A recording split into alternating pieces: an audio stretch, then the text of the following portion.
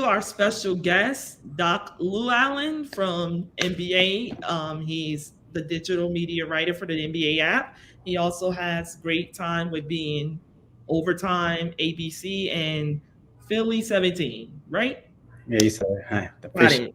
This is Got the it. hardest working man in sports right now. Y'all hear that? Do y'all hear this resume? Yes. You better put on, Doc. So we're gonna shift gears a little bit here right now, and you're gonna bring us some good NBA, the juice, the NBA tea. Yes. Definitely have a great time. Yes.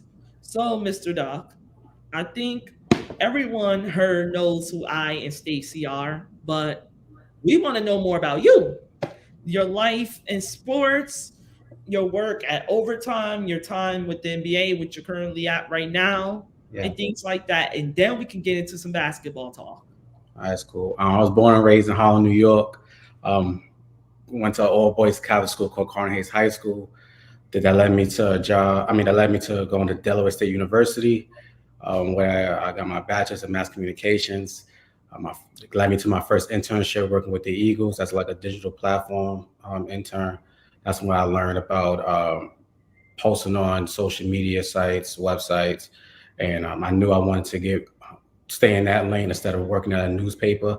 I tried to like follow like Stephen A. Smith and Skip Bayless' path of working at a newspaper, but I knew that in this generation that we was moving forward, that like newspapers kind of going extinct. So working with social media and being like a digital journalist would help me get to where these guys is at now. Even though our paths would be different. My first job actually was at a news station called Newsmax, and that's why I was production assistant. You know, it was hard to get sports jobs out of college because at my HBCU we wasn't.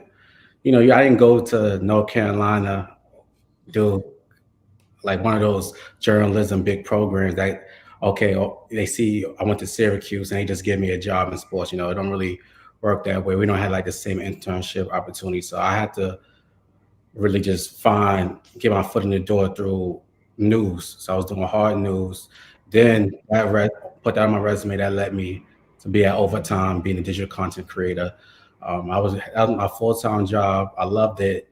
The environment was great because everybody was my age. My boss was actually 28. I was 24, 23 at the time.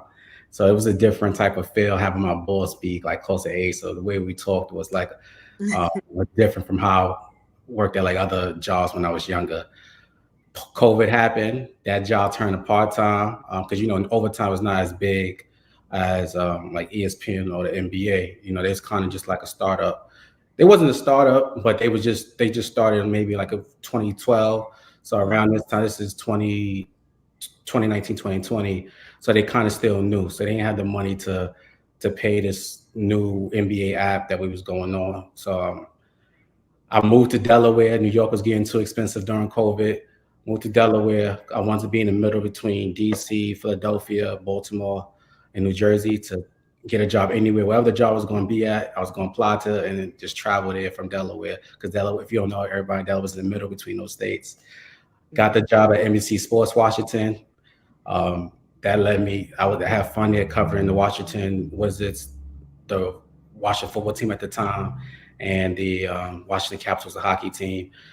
That led me to a job at PHL 17 where I just ran the entire digital department as a digital content producer there.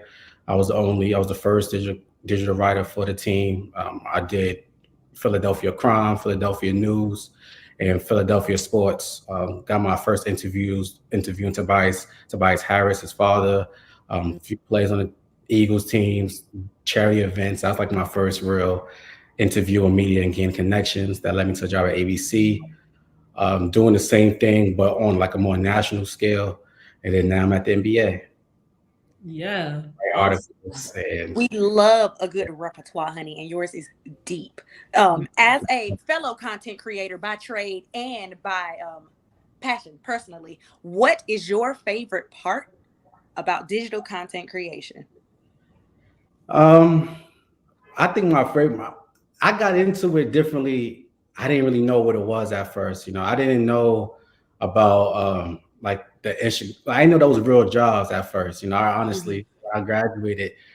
that internship with the Eagles put me on to that kind of work. I just thought about being a journalist. I didn't know about the social media manager who runs the Instagram. When you learn that, it's like, then it's like a whole new side of media now. So I think my favorite part is when you post it and see if the fans like it. I just think that's like my favorite part of creating content for social media or digital, like website, and I just like seeing like the interaction with the fans. I even like when they hate it and see their comments to be hilarious. So I love when, like, I posted this trade on Twitter. Nobody believed me, but I love the hate comments. The hate comments, I love it.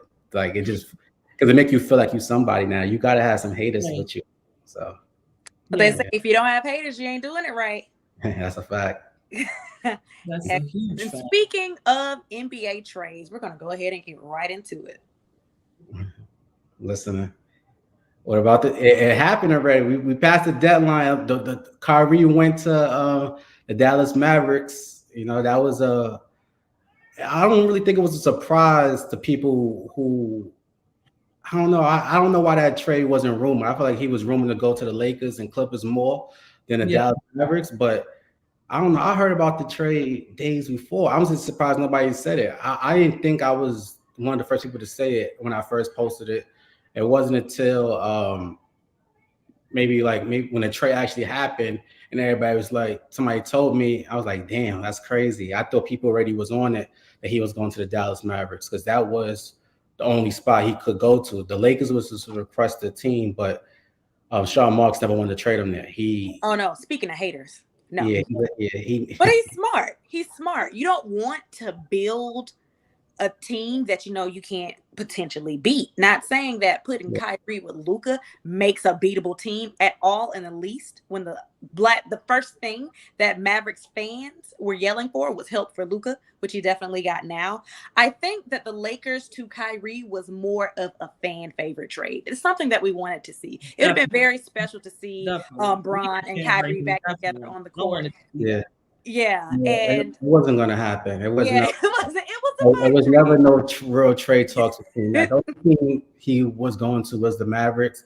At first, see, this is where Sean Marks, to me, and Josiah, one of them, Josiah, the owner, he's not going to lose his job, of course, because he is the owner. But Sean Marks, to me, he should probably get fired, because you blew the ball when you traded Kyrie to Dallas. You got Vinny Smith and Spencer Dinwiddie. You thought your team was going to compete with KD, but you didn't anticipate KD requesting a trade right after. So now you kind of got your team in the middle pack, and you didn't try to go after another star after you traded KD. So you traded KD for Cam Johnson, Mikal Bridges. They good, but those aren't. They don't equal up.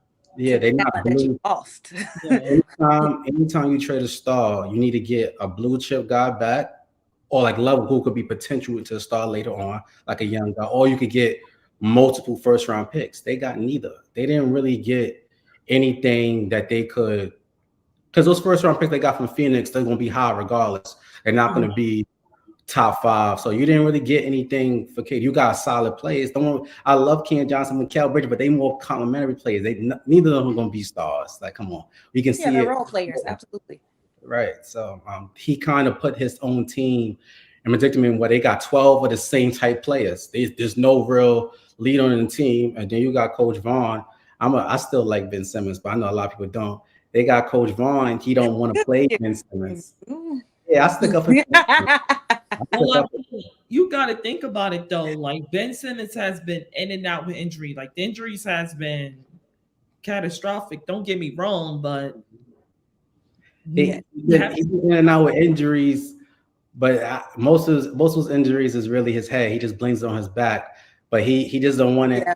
He doesn't feel he was ever appreciated on this team. Because the first position they put him at was center. He never played center day in his life. Already put Ben Simmons at center. He's not a center. He plays point guard. He played point guard. He was a 16 point guard in Philly. They made the second round, and he was supposed to be a 6'10" point guard with the Nets. But instead you put him at point center, and that doesn't work for him. So you put him uncomfortable, took the ball out of his hands, and you tell him to post up. Ben Simmons is not a post up guy. So he was in a bad victim anyway. So the team is just the Brooklyn Nets is a mess, man. It is. And Yeah. either way it goes, this is now Ben Simmons' time to one, advocate for himself, and two, shine. So Like he that is the that name of word the you face. said, advocate. He doesn't speak up for himself. That's what he needs to do. He don't speak up for Mhm. himself. That's the problem. He didn't speak himself in Philly or now. So, but you're right. Yes, Advocate is the perfect word. I agree right. with you, Zach. I And agree. he's the name now on the team, and he has potential to be the face. So what you gonna do with the Ben? Like either you gonna step up and be great, or you just continue with what you were doing. But also going back to the KD point, how as a Nets owner and GM you did not anticipate KD requesting a trade when he has been trying to leave Brooklyn for over a year. How do you miss that? Where were your antennas? And after Kyrie left, which we never really know the truth behind what their relationship really is. The media kind of wants to pit them against each other for one reason or another, and test the bounds of their friendship. But uh, KD clearly didn't want to stay. He was trying to leave when he didn't know whether or not Kyrie was going to stay or not. So the front office and the back office being unprepared or having a backup plan if and when KD was potentially going to go is completely on them. They should have gotten um, a much better outcome from that trade than what they did. So I was really disappointed by that. Yeah. Before Yeah. you, that, I'm sorry, Doc. Before you get involved in that, I said this when we first heard the trade. The last episode was that they really the only thing that the Nets got out of that KD trade, in my opinion, is a half empty of a cheap bag of chips with the most nastiest juice you can get from a corner store. That's really what I felt that they got, because it's like, who did you get and what did you get with it? You can't trade a once in a lifetime talent like Kevin Durant and get nothing. You got Yeah. to come with something, or at least something that's either going to put you in position to compete and win now, or is going to, you know, set you up to, win now or win then in the future. The Nets did not do any of that. Mm-mm. And it's just, I don't understand. And then the owner just walking around arrogant. If you're gonna do stupid things like that, then you should have just shot Kyrie to the Lakers. But I understand why he didn't, because you don't want to give a player what he wants. And I think it would have been, even as a Laker fan, would have been completely foolish of the Nets to trade Kyrie to LeBron James with Kevin Durant and them guys. I mean, not Kevin Durant, correct me. Anthony Davis and LeBron sitting right there. I think that would have been foolish, but it would not have been foolish for the Lakers to invest, because when you got guys like LeBron who's aging and you got guys like AD, you need to win as much as you can now. But back to you, Doc. Your show now. Now, everything you said was correct. The only thing I would say is, you see how you said that you don't want to trade him to the Lakers because you don't want to make that team better, or you want to have to play them, or you don't want to give him what you want. But the Sean Marks gave KD what he wanted. He traded him to the Phoenix Suns without even taking Chris Paul or Ayton. So he They blessed. didn't have to Yeah. do Or Devin anything. Booker. I would have got Devin Booker. Yeah, see, but that's the thing. It was more of a I hate Kyrie, but I don't hate KD. So you messed up your own team. This is why Sean Marks, whoever's in charge of that trade, is insane, because you contradicted yourself in both trades. You made it seem like you was competing with the first trade. I like the first trade, but now I don't like the first trade. Now that you traded KD as if you're rebuilding, and that KD trade, it doesn't align with your first trade. So it's like now you got nothing with trading three stars. You got nothing with the Harden trade now because you don't play Ben Simmons. Ben Simmons on the way out, and Seth Curry always in and out the lineup. Andre Drummond left. The Dallas Mavericks trade now becomes like, okay, like Vinny, since Vinny is your best player in your team now. So now it's like you kind of traded to get Spencer Dinwiddie and Kyrie. You got Mikal Bridges and Cam Thomas, but these guys are all the same line of play. They're all just solid players. Also about KD though, listen, I don't know how people feel about KD. I'm not really. He kind of a head case. I thought he loved basketball. He got his own. Um, he owns his own company called Boardroom, right? They talk about he knows that KD swears he knows more basketball than analysts, journalists. He knows more basketball than anybody. You wanted to leave to go to the Sun so bad. but it's kind of like a one and done. You got CP3 getting old. CP3 died out in the playoffs last year out of nowhere when he played the Mavs. He killed the round before, but then he played the Mavs and just turned into what happened to him. That Yeah. might happen again. It will happen again this play because the older you get, whenever it's time for you to stop playing ball, it's going to happen. DeAndre Ayton and Monte Williams already argued last year. DeAndre Ayton was on a trade block this trade deadline, but they didn't trade him because they got KD out of nowhere. He was going to go. Ayton was going to go to Dallas, but they wound up keeping Ayton because they didn't have to trade Ayton to acquire KD. So you never know. If you don't win the championship this year, Ayton might be out by this summer. They didn't want to sign Ayton last summer, but they had to because he was a restricted free agent. And by the way, he was going to go to Minnesota. He was going to go to not Minnesota. He was going to go to Utah for Rudy Gobert, but Utah got a better deal with Minnesota.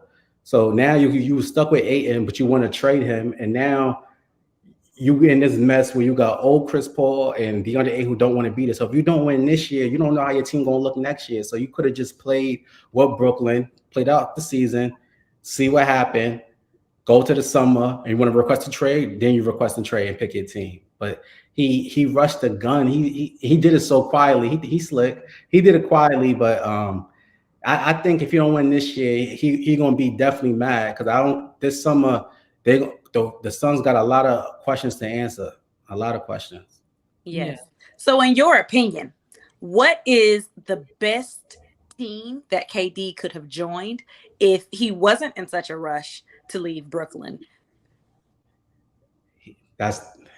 The only reason that's a hard question only because I want to see what happens this playoffs. The playoffs always tell everything. Teams always think they're better than what they are before the playoffs. And then after playoffs, you come to reality. So last year, the Pelicans felt like, oh yeah, we would never trade what's his name?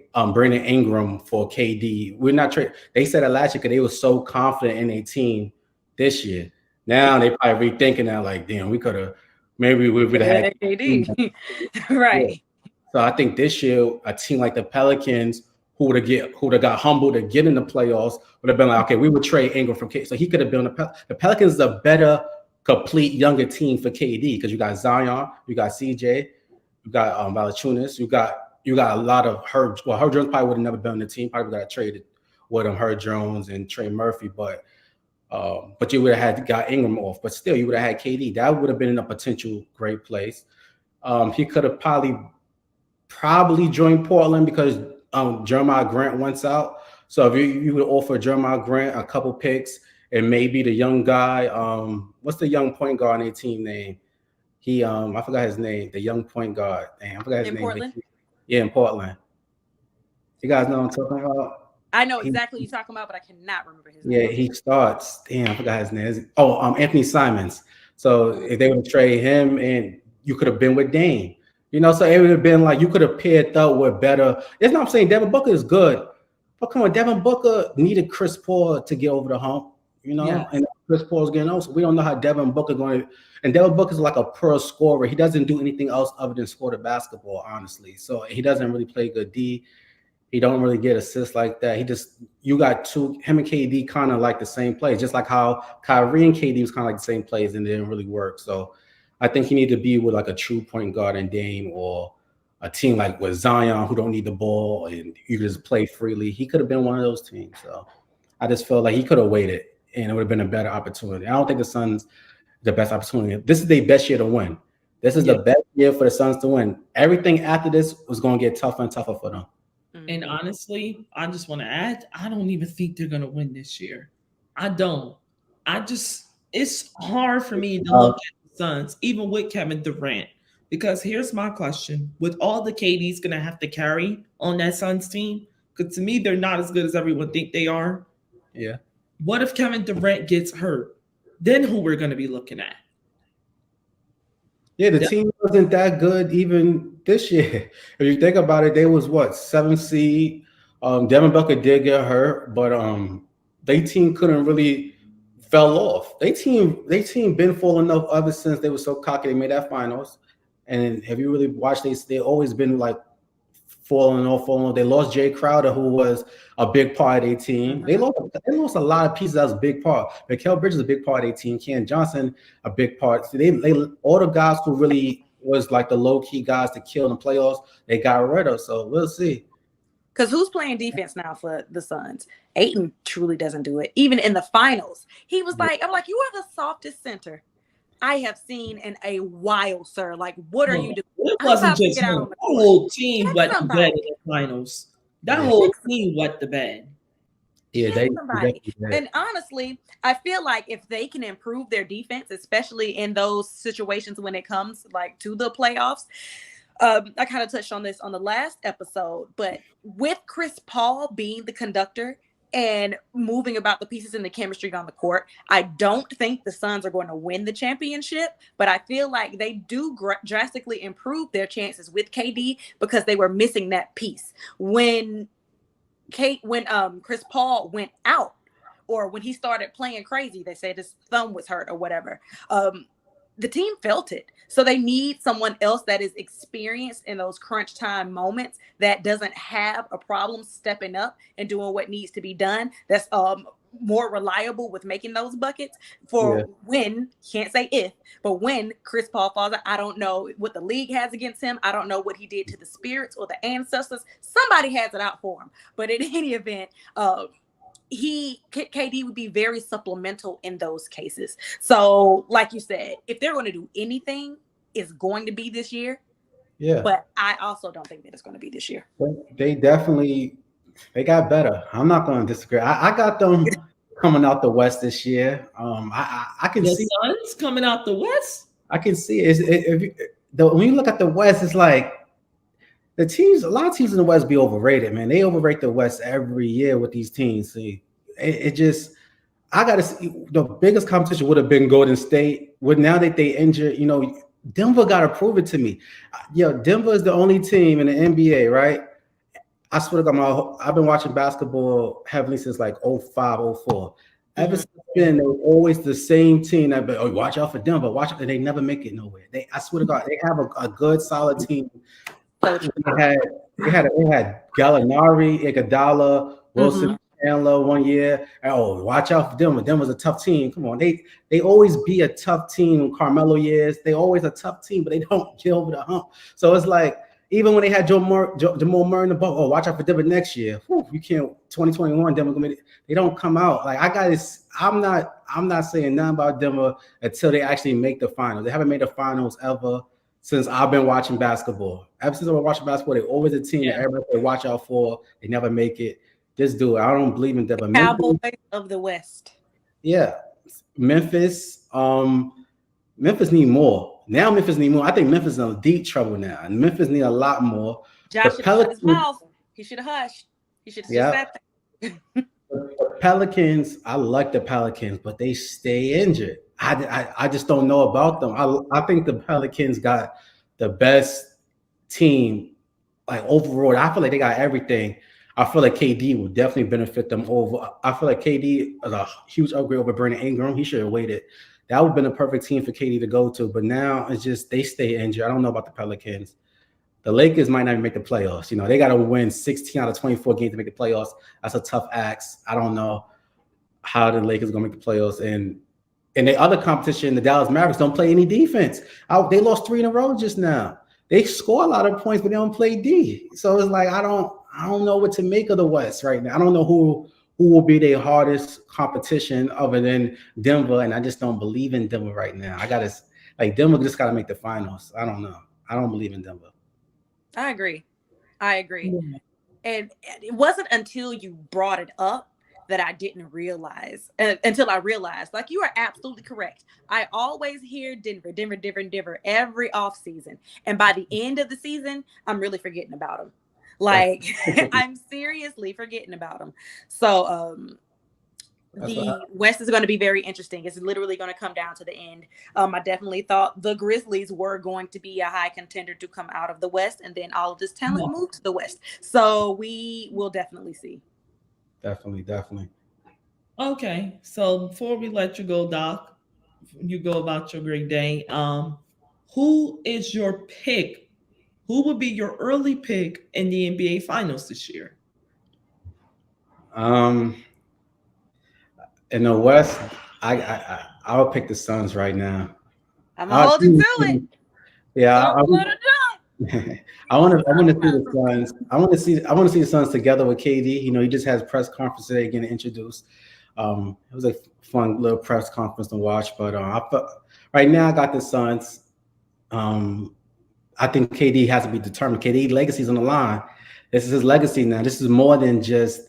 Even though KD's not going to admit it, his legacy is on the line. If he doesn't win a championship in Phoenix, his ranking in terms of all time being top 15, he not top 15 no more, and his rankings of being top 20 would be highly debatable because you would have people like 10 years from now, you might say Giannis it has to be over him. You might say Jokic be over him. You might have to put Luka over him. I'm talking about 10 years from now.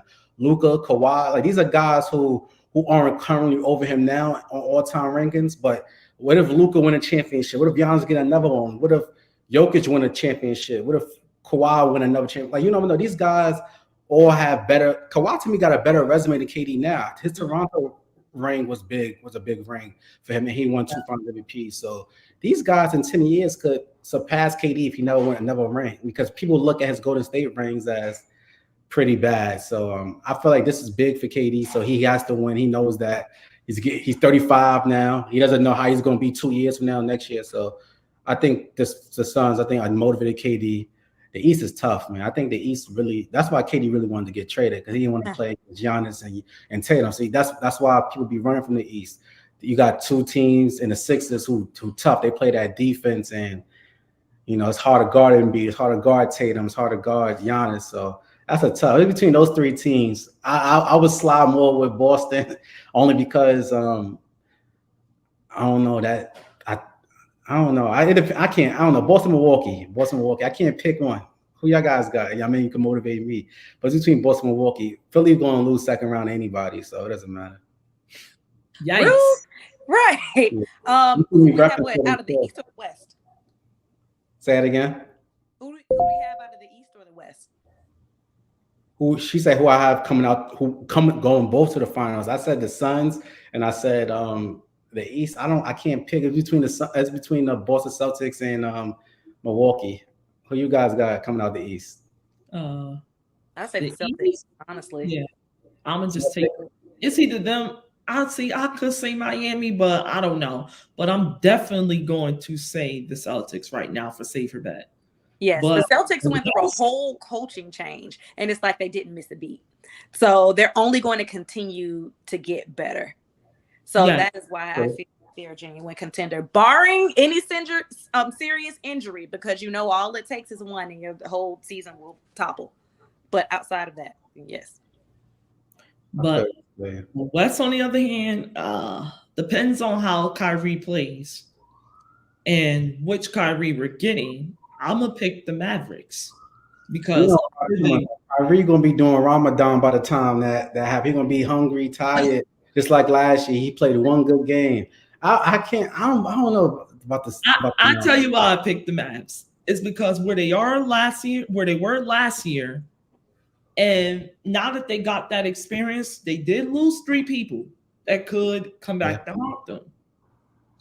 But because of where they are last year, and with Luka's ability to make everyone around him better, and they did get a big man this year, we can definitely now see the Mavericks playing semi better defense than last year. Now, do I got to win in the finals? No, but with the way the West looks, their experience, with the way Luka's just playing phenomenal basketball, I think the Mavericks will be the team to get hot around the right time and make a run.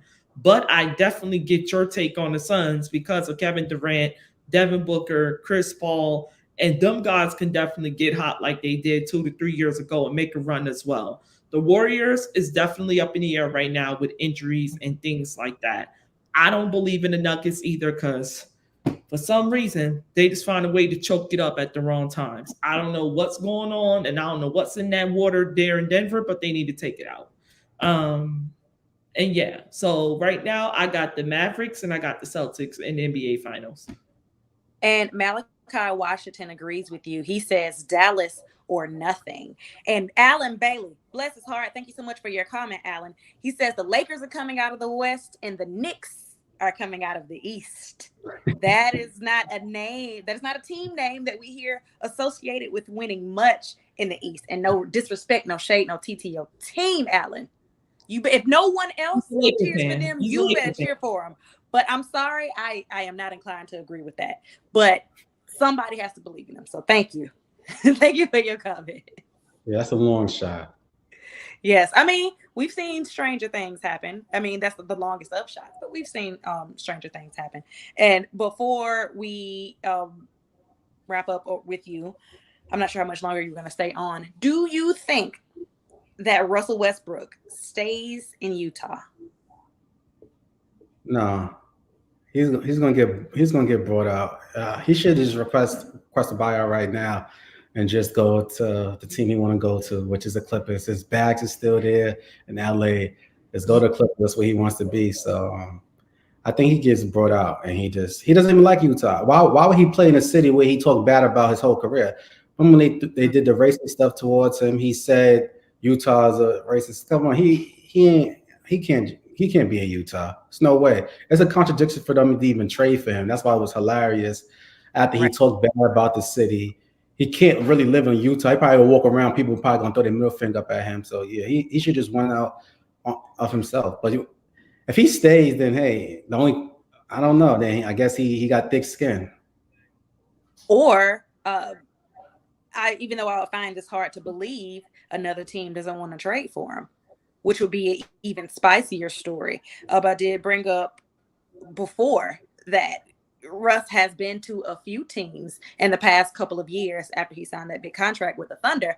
So is KD, not KD, I'm so sorry. Sorry, KD. Is Russell Westbrook really the problem on all of these teams? Or what do you feel like is the discontention here between him and the team? Is it chemistry? Is it the just the office? Is it really set up for him to win? Why do you feel that Russell is getting shuffled everywhere? Well, so for about the trade thing, he can't get traded. He can't get traded. He got to get brought out. So they got to pay that 44 million, and then he becomes a free agent. So he could sign anywhere. So I mean, this time he could be a free agent. He won't get traded this time, so he get to pick who wants him this time. So hopefully that happens. But I think what's not working out is I think that's just media propaganda. I think like the Lakers thing, he came off the bench. He wasn't part of the Lakers' problems, honestly, Mm-hmm. because he came off the bench when he was starting, probably, but he wasn't the best fit for that team. You know, a better fit, the best fit for Russell Westbrook to play with a guy like Jimmy Butler in Miami. He needs to have like a culture already set that's going to make him play a certain way. Like I think Russell Westbrook is kind of like Ben Simmons, where they need good coaching, a culture for them to fit in. You can't like Westbrook is like wow, and then Ben Simmons is kind of like okay, I'm here. I'm just gonna do what I'm told to do. You know, so Yeah. that really doesn't work. The personalities don't really work on winning basketball teams. You know, you need to be coached well. You need everybody to be on the same page and buy in. And then when you got Westbrook, who's kind of like more erratic, he needs to be on a team like Miami Heat. Jimmy Butler's going to say, "Yo, that turn right there, don't ever do that again." You need somebody that's going to be on him, talk to him like his man's. Like he need like a kind of like a AAU type culture for himself to understand basketball. A coach like well, Pat Riley's not the coach, but he kind of still run things. He needs just a culture around him that's going to keep him intact and tell him what to do. So he needs like the Miami Heat. Like that'd be like the perfect team for him. He went to the Wizards. It was a rebuild situation with Bradley Beal. That was never going to work. He was with OKC. Everybody left him. They blamed him, but was he really the problem? In OKC, the team did make the NBA Finals. In LA, that was just never a good fit. In LA, he never matched him and LeBron can't play with each other. You know, that didn't even make sense on paper. So I feel like a team like Miami Heat. Miami Heat's the perfect team. Like culture, they big on Heat culture. That's what they call themselves. You got Pat Riley, you got Jimmy Butler, you got and you got Eric Spoelstra, who's a good underrated good coach. So I think he fits in well. I think he should sign with Miami if that do happen. He'd fit in well. He could be the scorer that they kind of need because they don't really got anybody to score. They got Jimmy Butler doing everything, and then And you got the other guy. What's the shooter name? Tyler Oh, Hero. hero. Yeah. Yeah, who's like a kind of a scorer, but he died out in the playoffs. So you need Westbrook. I think that would be a great move for Westbrook as the Miami Heat. Yeah, Yes. him and Jimmy Butler with Kyle Lowry. Yeah, Wow. one And our audience, one about to come off the bench. yes, our audience is agreeing with that as well.